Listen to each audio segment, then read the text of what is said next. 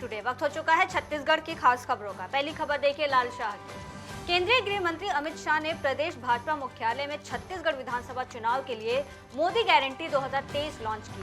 भाजपा का संकल्प पत्र पर संबोधित करते हुए भाजपा के पूर्व विधायक डॉक्टर सुभाव कश्यप ने कहा कि भाजपा जो कहती है वो करती है।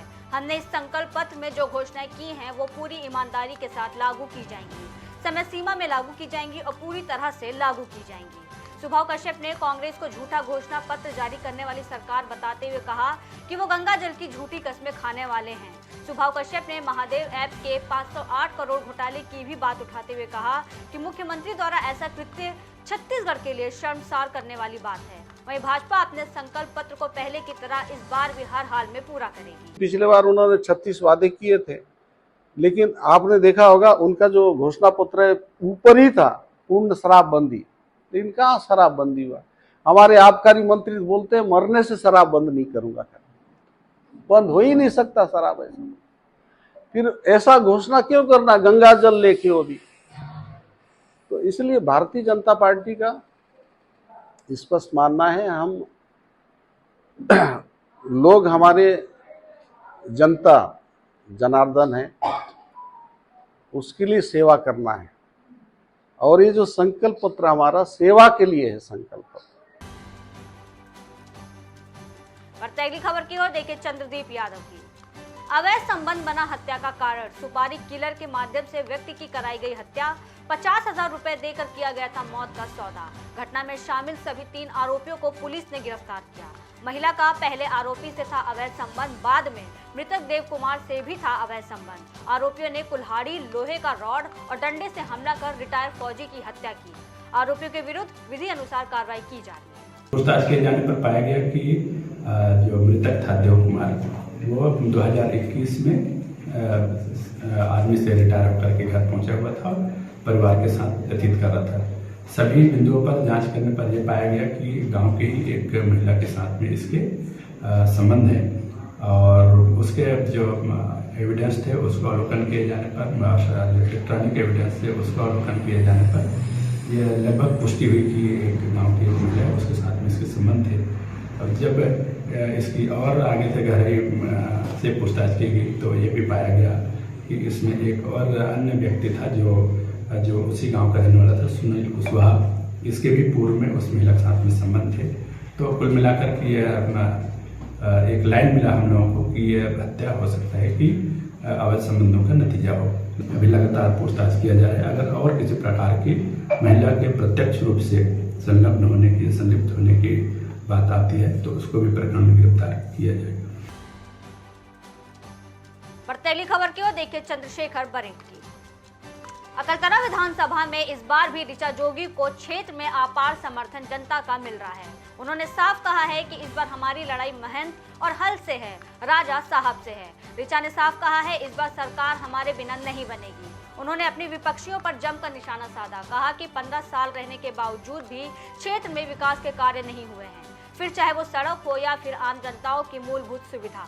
जनता कांग्रेस जे के प्रत्याशी ऋचा जोगी के समर्थन में लोगों को अपार आशीर्वाद मिला। इस मौके पर जनता कांग्रेस जे के प्रत्याशी ऋचा जोगी ने बताया कि अगर उनकी सरकार आती है तो 95% स्थानीय लोगों को रोजगार देने के साथ साथ किसानों के लिए धान का समर्थन मूल्य 4,000 रुपए तक की जाएगी।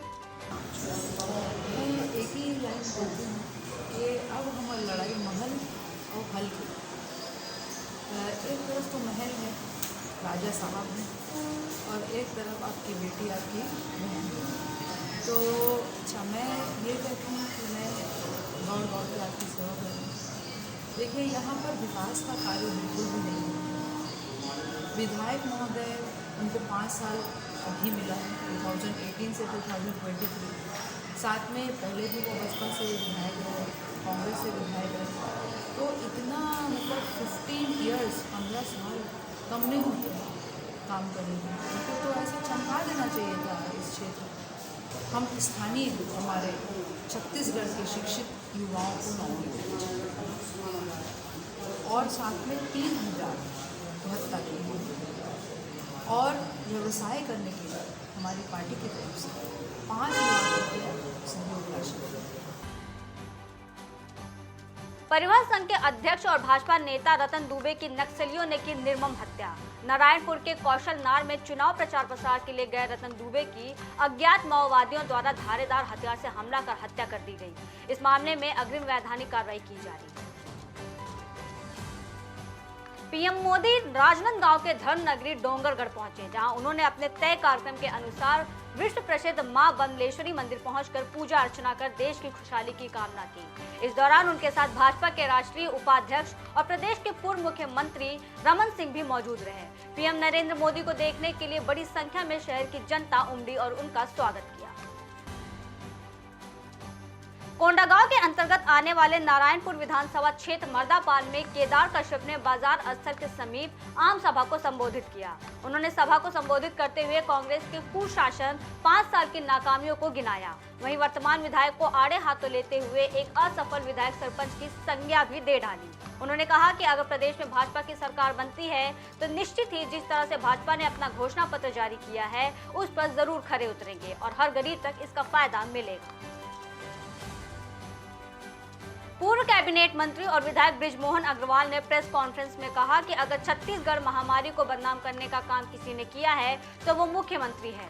सनसनीखेज तथ्य निकलकर सामने आए हैं। छत्तीसगढ़ के 20 लाख को सट्टे में फंसाकर उन्हें भविष्य का खराब करना है और सट्टे के पैसे को चुनाव में लगाना एक अपराध है। उन्होंने राहुल गांधी और प्रियंका गांधी से इस पर जवाब मांगा है। छत्तीसगढ़ महंगाई को शर्मसार करने का और बदनाम करने का काम अगर किसी ने किया है तो छत्तीसगढ़ी और छत्तीसगढ़िया के नाम पर पूरे देश को गुमराह करने वाले मुख्यमंत्री भूपेश बघेल जी, जो कल से हमको सनसनीखेज आरोप भूपेश बघेल जी के खिलाफ में आए हैं और अब तो छत्तीसगढ़ के 20 लाख युवाओं का उनको सट्टे में फंसाकर उनका भविष्य बर्बाद करना और उस सट्टे के पैसे को चुनाव के लिए लगाना, ये तो एक आपराधिक षड्यंत्र है। फिलहाल के लिए इतना ही। देश और दुनिया की तमाम बड़ी खबरों के लिए बने रहिए ए न्यूज़ टुडे।